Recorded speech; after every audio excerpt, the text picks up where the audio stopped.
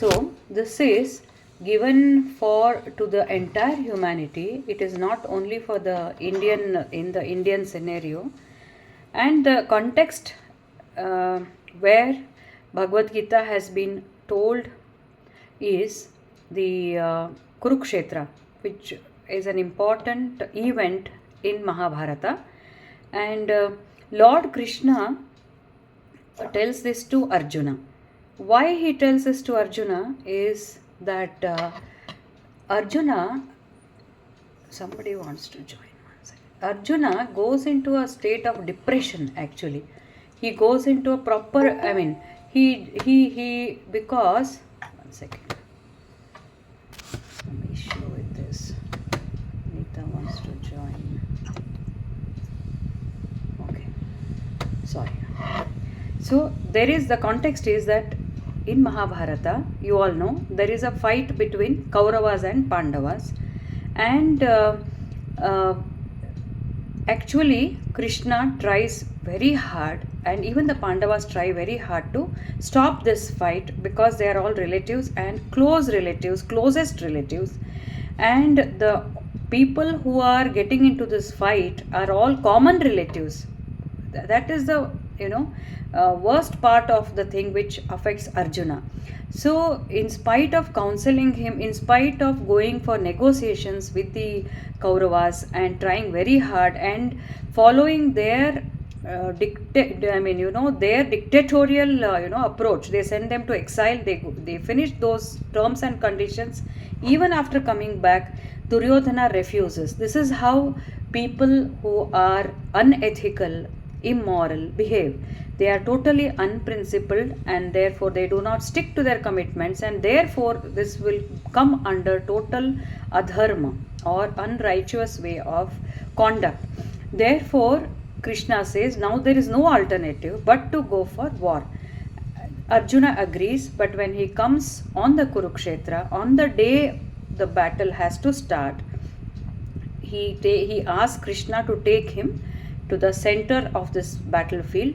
And Krishna now is playing the role of charioteer as well as a friend. You can call him as a friend, philosopher and guide. That is what he has been all through his company, his relation with Arjuna. So even during the time of this war, Arjuna has a choice. Arjuna and Duryodhana, both of them get a choice. Krishna comes and asks them, which team should I join? Who wants me and who wants my army? So Duryodhana, ignorant about Krishna's capabilities, he prefers to choose the army, whereas Arjuna, who knows that Krishna alone is sufficient for me to face this great challenge, he asks Krishna to join him. So actually speaking, the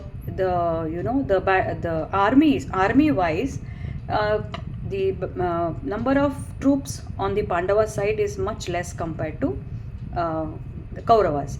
But Krishna is on this side. So Krishna, when he takes Arjuna to the battlefield in center, when Arjuna sees all his relatives who are on the other side, and they are supporting the Kauravas, because there was a choice and there were so many reasons, we'll not get into those. So he feels very much depressed, and since particularly when he sees his guru and his uncles, his aunts, he says, this is the biggest challenge ever faced in my life. I have fought so many wars with so much of valor, so much of my strength, but this is something which I have never ever imagined.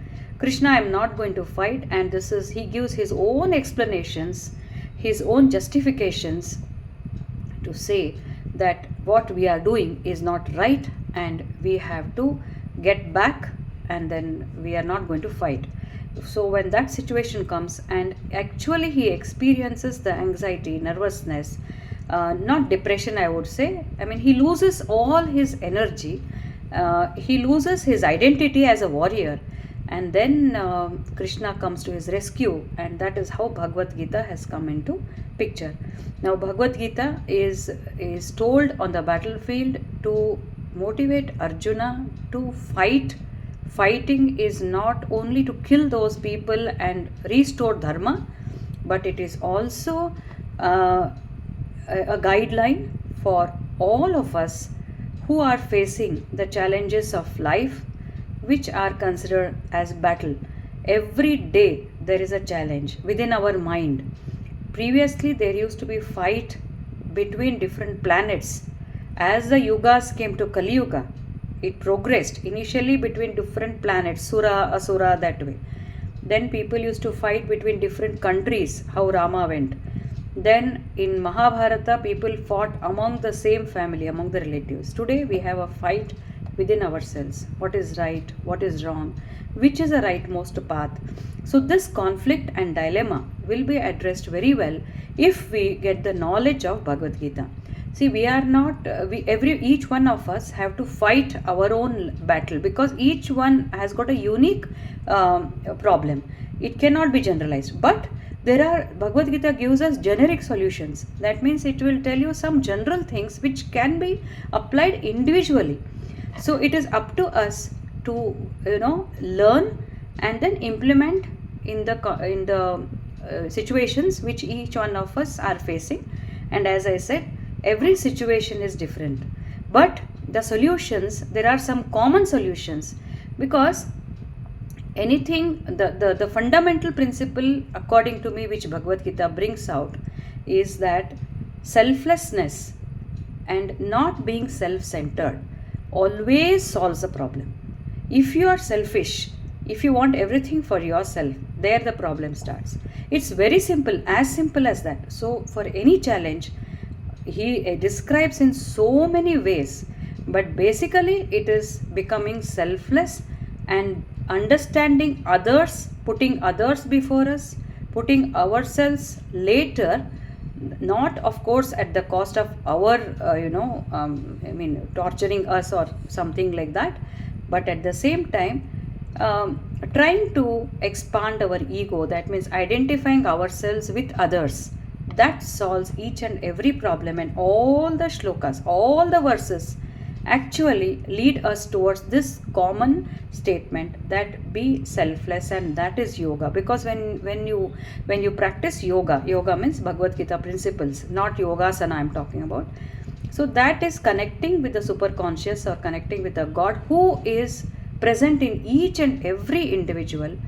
And when we connect to him, automatically we get connected, or when we connect with others, automatically we get connected to him. So either you take either of these paths, that is going to make us better human beings. And the purpose of human life is to evolve. It is psychological evolution. We have evolved physically. We have, if you look at Darwin's theory, you have crossed so many species, animal species, birds, and larger animals, and then unicellular organisms, multicellular, then you become aquatic animals, then terrestrial animals, and then you have become human through monkeys, chimpanzees, and all that. We have got the ability to discriminate, to make a choice that differentiates us from other living beings. All living beings have divine presence, that's what Krishna says. But we have another entity that is called free will, that is a right to choose, that's also called buddhi, that's also called intellect. So that is the one which is going to control your mind, and that will decide you to make the right choices. Which choice you make, that decides your destiny. So therefore Bhagavad Gita helps us to frame our future, to make our own destiny. As Swami Vivekananda says, man is the maker of his own destiny. That is based on the choices he makes. And when does a man make the right choice? When his free will or buddhi becomes cultured, becomes evolved. Because with every step he takes, he becomes more and more evolved, positively or negatively. He may go down also. So the whole purpose of Bhagavad Gita is to bring about that evolution, and the ultimate final destination of that evolution is actually moksha. That means to become liberated from birth and death. Before that means you are relieved from your suffering. Why are we relieved from suffering? Because we clear off all our impurities of the mind, we say, or certain things, you can say negativities that are occupying our mind since so many days, so many births, all that gets cleared. and they say we get cleared of our own karma which has accumulated. When once that happens, then we are liberated from our suffering. So the whole purpose of Bhagavad Gita is what we discuss now. So now I'll chant Guru Stotra and then we start chapter 4. Gurur Brahma Gurur Vishnu Gurur Devo Maheshwaraha Guru Sakshat Parabrahma Tasmai Shri Gurave Namaha Krishnaya Vasudevaya Haraye Paramatmane Pranatakkleshanashaya Govindaya Namo Namaha. So we have done chapter 1, chapter 2 and chapter 3. Chapter 1 says Arjuna Vishada Yoga. Arjuna Vishada Yoga. Chapter 2 is Sankhya Yoga. Chapter 3 is Karma Yoga. What do they actually mean is chapter 1 describes taking the example of Arjuna. It actually describes somebody who has been facing a great challenge and he is unable to handle. He may be highly qualified, coming from a very great background with so many people around, but still there will be some instances, some situations in life when nothing works. You just get lost. That is what is described in the chapter 1. And but fortunately Arjuna has Krishna, and that also goes to say that during that time, if you can call some counselor like Krishna, some psychotherapist like Krishna, who is as good as Krishna, who is as evolved as Krishna, who is as, I should say, who has an extraordinary capacity to, motivate us or give us the true direction. If you get somebody like that, then you will come out with that if you take the right path. And here I would suggest, everybody says Bhagavad Gita, Krishna comes in the form of Bhagavad Gita. Every shloka in the form of Bhagavad Gita is Krishna himself speaking. So when we open this, definitely each one of us will get the solution. So in the second chapter, Krishna now starts educating Arjuna. So he wants to make Arjuna take his own decision. Krishna will not give the decisions. So Bhagavad Gita will only guide us, as I had told earlier. So in Sankhya Yoga, directly he jumps to one concept, that is, why are you crying? Why are you lamenting? Why are you worrying? For whom? Who are you? You are the Sat Chit Ananda. Basically, all of us are potentially divine, and we are all, the true identity of us, each one of us, you and I, is that we are the bliss. We are manifestation of bliss. That means we are actually, basically, we are very, very happy souls. Bliss is a state beyond happiness. It is a very wonderful state, they say, which goes beyond happiness. It's multiple times of happiness. So we are that, and we are by ourselves paripurna, they say. We are complete. We don't need anybody to fulfill our desires or something. All the desires are full. But the God's creation is such that through Maya or through Prakriti, through all these worldly things, which are his manifestations only, but they come as a Prakriti, nature. He has kept so many distractions, and part of that is our mind and our sense organs, mind, buddhi, ahankara. All these are also part of the nature. He has created that. He has created this body and he has given that. So, and he is present in each one of us. But what happens is, when we interact with the world, we think this is the real thing, and we are under that illusion. This is little difficult to comprehend in the first go, but just let us understand that this is a fact, whether we accept it or not. So we are all actually our true identity. That's what he says in the second chapter. You are the Atma, you are the bliss, you are the Sat Chit Ananda, you are always happy. You meditate on that and come back, but the creation is such that your mind gets totally immersed in the external things, and during that interactions you forget your real identity and you suffer. Actually, there is no need to suffer. De-hypnotize yourself. That is what Krishna tells in the second chapter. So that is one.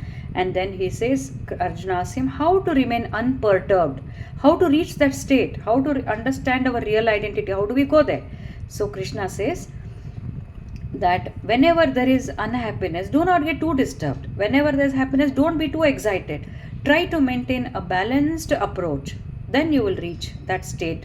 Then you will reach means you will realize that you are actually the source of happiness. Anyways, for us to follow is that whenever we face situations, do not be too much, don't get too much disturbed. Let there be some disturbances, let there be a reaction, but not too much of deviation from your state. So we must be in a state of calm state and trying to come back to our. Am I audible? Yeah. Yes, ma'am. Yeah, all right. So that is the Sankhya Yoga. He talks about Sankhya Yoga is the philosophy of analysis, thinking, knowledge, and kind of jnana marga.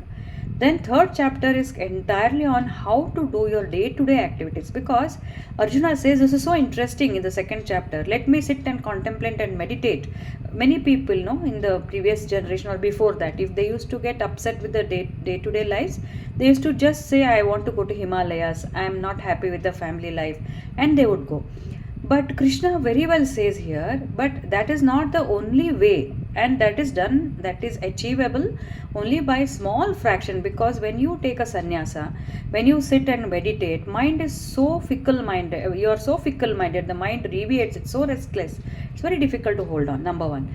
Number two, as a householder, this society has to run.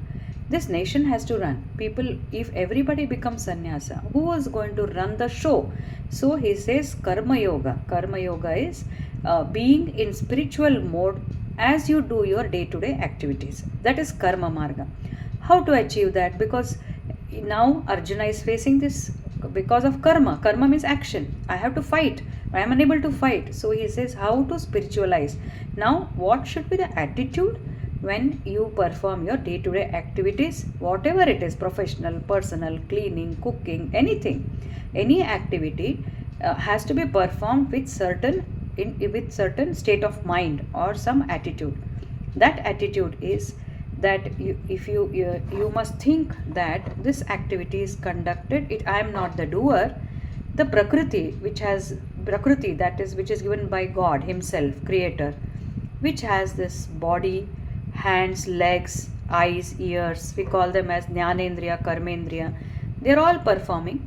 And how do we react? We react based on our past experiences. So based on how the higher buddhi tells our mind, according to that I will either go and talk to people, I don't talk to people, I become angry. So everything is happening in an automated way according to our gunas. That is the important thing. Every person behaves according to his nature. This nature is of three types: sattva, rajas, tamas. Sattva is a highly evolved, calm state, less self-centered, or you can say selfless, highly knowledgeable, and very close to the God. Rajas is active, ambitious, but greed, anger, everything, very active, but all these are their qualities. Tamas is the lowest, where people are very, I should say lazy people, sleepy, not performing. Also, they are ignorant and they are not even aware of their responsibilities. They are not even aware, leave alone doing the responsibilities. They don't even know what is right, what is wrong. They are not interested to know because there is an inertia. They are resistant to any kind of change, any kind of input. Anybody tells them, they are not willing to listen because they believe whatever they are doing is right. So that is the lowest.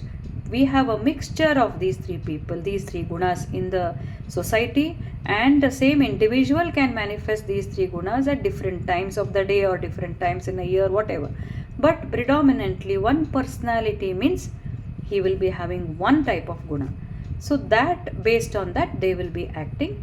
So, Arjuna, you must not feel that you are acting. Actually, you are the Satchidananda, and this Prakriti is working on its own. That means in the body, there is Jivatma, there is a Satchidananda within, and we have mind, we have interactions, we have accumulated samskaras, all that will decide our behavior. The aim is use the same mind, use the same Prakriti, and go inwards. Try to become calm and use a higher buddhi. Higher faculty is the buddhi. You have sense organs which are distracting you. You have the mind which is yielding to those sense organs, which is also the 11th indriya, they say. Above that is something which is little more matured, which is called as buddhi. If you make your mind calm, if you involve in service of others, if you take up the jobs which will give you, by which you will purify yourself, then what happens is the buddhi starts becoming closer and closer to that Sachidananda which is within you. So this way we cultivate our mind, and one day this prakriti of in the body, like mind, buddhi, ahankar, everything disappears, and then you become one with the self. So all these things he has told. So karma marga is understand you are not the doer. Therefore, whenever you act, surrender everything to God and do not focus on the results. Karmanyeva adhikaraste ma phaleshu kadachana. Do not expect anything, any results. Just focus on the work so that you will do your work successfully, and you should accept whatever comes out as his prasada. Whatever happens should be accepted generously, because the result of any work is not only dependent on your efforts. Your efforts, God's grace, your purva samskara, so many things come into picture whenever an action results in particular outcome. So Krishna says, leave it to me. You do your job and leave it to me and be with me. So always we have to remember, unless this bhakti or devotion or connection to him is there, these things are very difficult to be followed. There are few people who are very strong. They can follow this yama, niyama, pratyahara, follow upavasa, do the tapascharya. Those are very few. Most of us, for us, we are dependent on something, and that dependence could be on Sri Krishna, and then that will make our job very, very easy. He himself tells that Mayeva mana adastva, Mai sarvani karmani. Mai means to me. Surrender to me, I will take care. No, surrender to me, I will take care. Always he has repeated that statement, even today's shlokas also, that is going to be there. So with that we now start with chapter 4. So far, anything, any queries or anything would you like to say in whatever we have discussed so far? Anybody wants to add, or any doubts? If not, we'll go ahead. Am I audible? Yes, ma'am. Yeah, nice. Yes, ma'am. All right. So chapter 4 is called, now we did Karma Yoga, and I told you one or two aspects of Karma Yoga. Many more are there actually, but it gets repeated. We'll go, as we run through this chapter also, we can understand. This is called Karma Sannyasa Yoga. Karma Sannyasa Yoga. It is similar, a little more he is adding now. And in the last chapter we have also seen why a person commits mistakes. So we stopped there. Why does a person kama esha, krodha esha, rajoguna samudbhavam? That was a key shloka in the previous chapter. Now he goes on adding some more to this Karma Yoga only. This is called Karma Sannyasa Yoga. So I will just chant. If you have your book, you can follow. I'll chant the first 10 shlokas and then we'll go for the meaning, and then we wind up. Shri Bhagavanuvacha Ivam Vivasvate Yogam Proktavanahamavvyayam Vivasvan Manave Praha Muni Manurikshvakave Bravit Evam Parampara Praptam Imam Rajarshayo Viduhu सकालेनेह महता योगो नष्टः परन्तप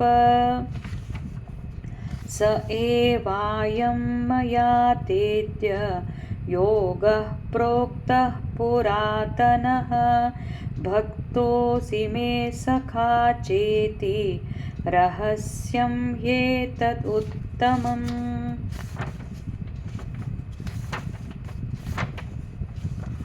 The third one. Arjun उवाच अपरं भवतो जन्म परं जन्म विवस्वतः कथमेतत् विजानीयां त्वमादौ प्रोक्तवान् इति. बहूनि मे व्यतीतानि जन्मानि तव चार्जुन तान्यहं वेद सर्वाणि न त्वं वेत्थ परन्तप. अजोऽपि सन् अव्ययात्मा भूतानामीश्वरोऽपि सन् प्रकृतिं स्वामधिष्ठाय सम्भवाम्यात्ममायया.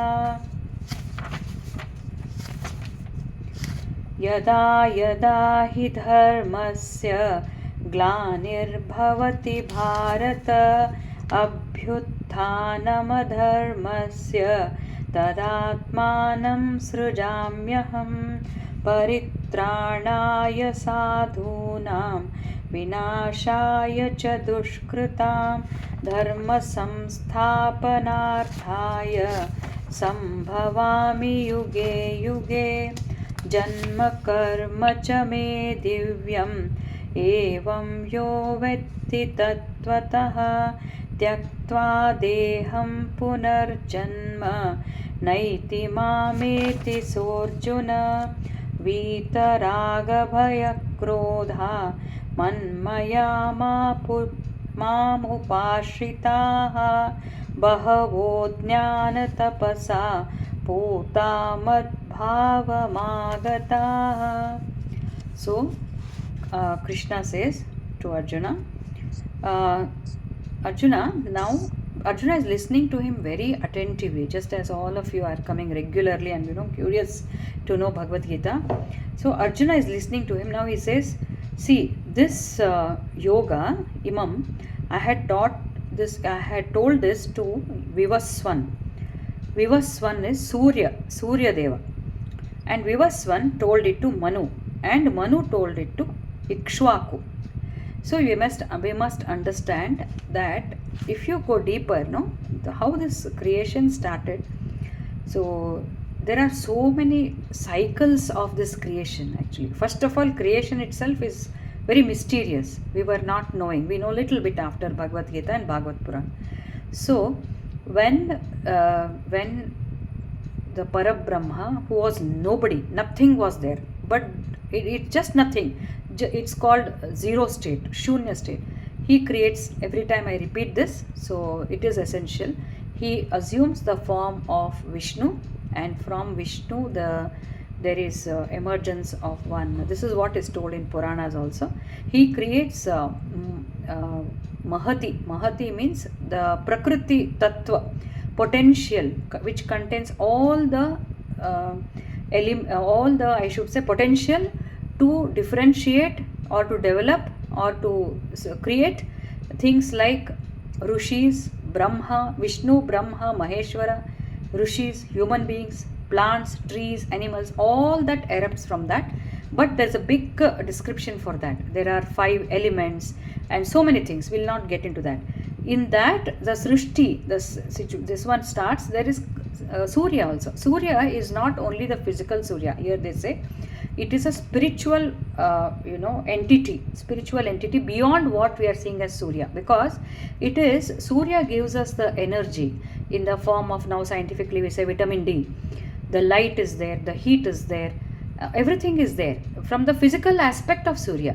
But beyond that, there is something beyond. Therefore we chant this Gayatri mantra, Om Bhur Tat Savitur Varenyam Bhargo Devasya Dhimahi Dhiyo Yo Naha Prachodayat.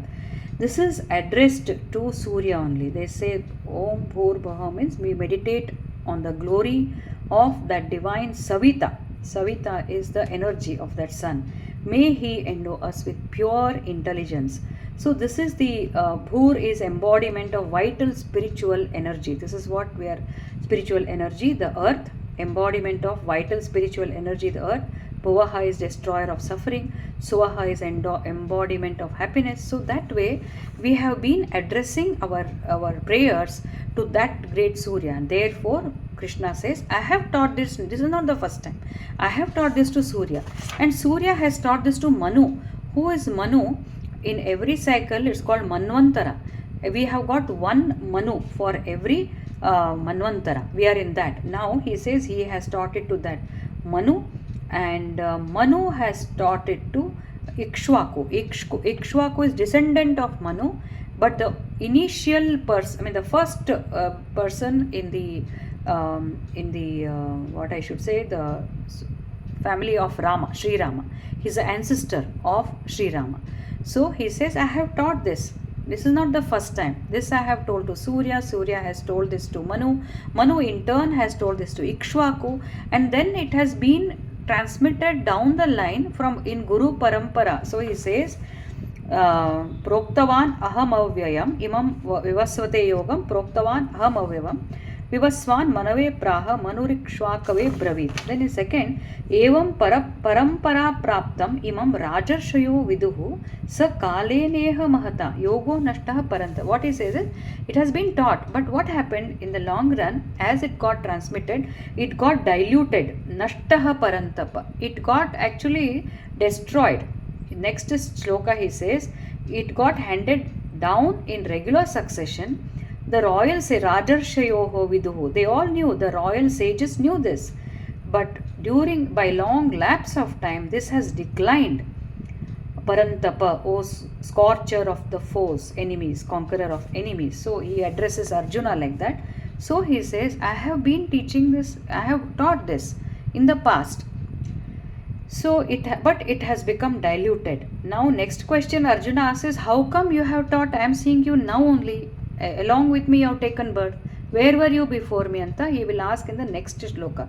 But before that, what does it mean actually is, this shloka says that all these things, ethics, values, everything has been initiated since ages. But down the line, there are 4 yugas: Satyuga, Treta Yuga, Dwapara Yuga, Kali Yuga. Treta Yuga, Rama was there. In Dwapara Yuga, Krishna was there. This is Kali Yuga. Before that was Satyuga. So now as the Yuga advanced, everything, all these values, morals, ethics, they all started getting diluted, because they say with time people started becoming very materialistic and desires. So Shankaracharya in fact says, Durbalanam ajitendriyan prapya yogo nashtah parantapa. Shankaracharya's commentary given in Swami Ranganathanandaji's book on Bhagavad Gita. You all can take that book and read. So he says, Durbala, what happened was, people became weak. Why do people become weak? Because too many desires, too many distractions. They don't know how to control. People who can restrain their desires, reasonably, not zero, reasonable desires, making a choice. As I said, when you make a right choice, that means you're controlling. Something is pulling you that side, but you feel that is not correct and you restrain. That builds energy for us. Actually, that builds the energy. Energy is conserved when we restrain.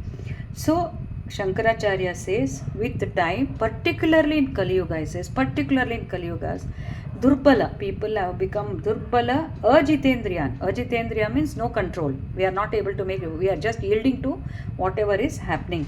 So because of that, what happens is, this yoga became destroyed. It just got diluted and destroyed. Ancient India was civilization, is very old civilization, and many people say the entire human migrated from Central Asia. That time it was not called as only India, the entire thing. So that had all those Vedic cultures, highly evolved civilization. but that got diluted. So that he says, and then he says, third one, स एवायं मया तेद्य योगः प्रोक्तः पुरातनः भक्तोऽसि मे सखा चेति रहस्यं हि एतद् उत्तमम्.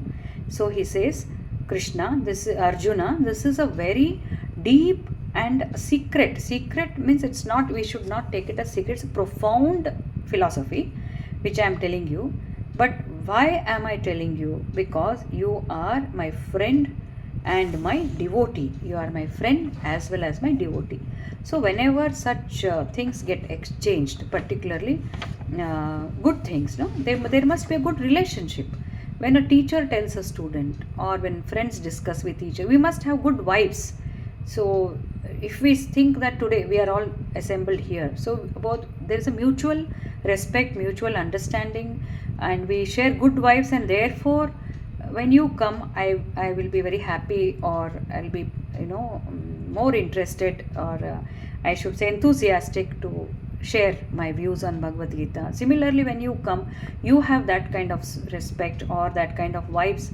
So that matters. When there is exchange of higher things, that matters. So Krishna says, in fact, in the last chapter also Krishna says, do not tell these things to people who do not have faith in me and who criticize. There's no point in telling them. There's absolutely no point. So these are the people actually who fit into tamasic.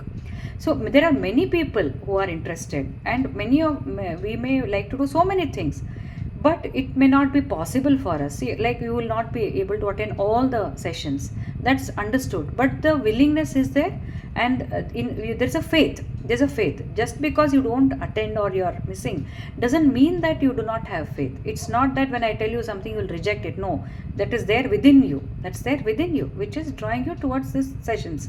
So likewise, Arjuna is a devoted person. That is why he is listening to Krishna, all eyes and ears. So therefore he says, you are my devotee and Sakha. So what does it mean is, when we want to understand something, when people want to evolve, they must have complete surrender to God, Krishna, the author of Bhagavad Gita, or anybody, any God. In fact, he says you surrender to anyone. You surrender to Lakshmi, Ganesha, Subramanya, it comes to me. Any devatas also. He has told that. So any surrender to the higher will reach Krishna. So he makes it very clear. I am telling this to you, which has been told to many people. And why has he told to Manu? Why has he told to Surya? Why has he told Ikshvaku? That also there is a commentators say that one very, very interesting. These people were leaders, and the leaders need to know the right way of functioning. One more word, Rajarshi, Raja and Rishi. How can these two be in the same word? They seem to be contradictory, isn't it? Raja is somebody who's wealthy, who wants to enjoy and all that. Rishi is a kind of person who has renounced everything. But they have used the word royal sages. Rajarshi means, doesn't mean the rishis who served the kingdom, king's palace, or no, it's not only that. The interpreters say that even the rajas used to be like rishis. Janak Raja, if you take, and many of the kings, they were in power, but they never exercised their power in a selfish way. They took the attitude of a rishi. So they say that power for the Raja, that is very, very important, and actually that is the reason why they have used that term. So when they use that power, they never misused it. They never misused that power, and they always saw to it that anything they do sitting on that seat is for the welfare of their people, welfare of their people, welfare of their team. So therefore, Swami Ranganathananji has written lot of long discussion on this, how a power has to be used in whichever role you are, mother or a wife or a husband, team leader or a second head or a king, prime minister, anywhere you whichever position you occupy, that power should not go to your head. Then you will be like a Rajarshi. Rishi means balanced way. How you handle that power, that is very important. They say you can understand a person's true nature when he comes to power. how he's going to, how modest, how humble, and how he's going to take this power, how he's going to utilize his power for the benefit of the people. So that is what is the meaning of Rajarshi. So now he says, Krishna says to Arjuna, see, you are my devotee, you are my friend, and therefore I am going to tell you. So much was their friendship that once Dhritarashtra asks Sanjaya, just go and find out what are Pandavas doing. This is a, like, kind of Kannadadal Karbhar antive. Just go and find out, like, peep into somebody else's business. Actually, they are going to fight now anyway. But Dhritarashtra, how incompetent he was, because he could not arrest the war, because he was totally selfish, and he had become, they say, moha in the spiritual language, deluded. Yeah? Okay. So, Dhritarashtra will ask Sanjaya. Sanjaya is narrating the entire Kurukshetra proceedings to Dhritarashtra, because Sanjaya is his charioteer and a courtier, and Sanjaya was given the divine vision. So he can see, just like our online meetings, he can visualize what's happening in the Kurukshetra, and he is narrating that to Dhritarashtra. So before that, before the war, he says, go and find out what's happening in the Pandavas, place where they are staying. So Sanjaya goes there, and then he finds that Arjuna is putting his legs on Krishna's lap. Krishna is sitting, Arjuna is relaxing. They are such thick, close friends that he can take him for a ride. Liberty, so much of liberty Arjuna has with Krishna. And Sanjaya, he comes back and tells Dhritarashtra, I saw this. Krishna is such a great person. Sanjaya is one of the great hero in the Mahabharata, entire Mahabharata, who actually was a great devotee. So he comes, and actually he's not, he's his servant, but still he scolds Dhritarashtra. I knew this would happen. See, they're so close, and Krishna is going to see that they will win. Just stop the war. This is the kind of conversation he has with Dhritarashtra. So that is the closeness they have. So therefore he says Sakheti, and he says Bhaktosi me sakhacha iti. Sakha also, sakha means friend, and you are also my devotee. Therefore I am going to tell you all this, So these are that is how he tells him. So then because so therefore he tells him that this is how it should be. Bhaktosi cha rahasya. One more, yoga proktah puratana, which I have told in the earlier days, that I am going to tell you now because of you are my sakha. Then Arjuna asks, aparam bhavato janma param janma vivasvatah katham etat vijaniyam tvamado proktavan iti. Any doubts so far? Anybody has any queries? Are you all there?